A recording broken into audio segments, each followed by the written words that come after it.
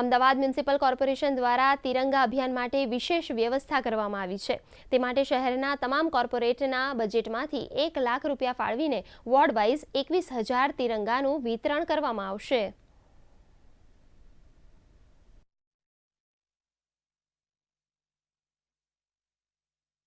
દેશના માનનીય વડાપ્રધાન મોદી સાહેબે હર ઘર તિરંગા આહવાન કર્યું છે, ત્યારે મહાનગરપાલિકા દ્વારા પણ તિરંગા ખરીદીને દરેક ઘરે ઘરે આ તિરંગા પહોંચે એ માટેનું આયોજન કરવામાં આવ્યું છે।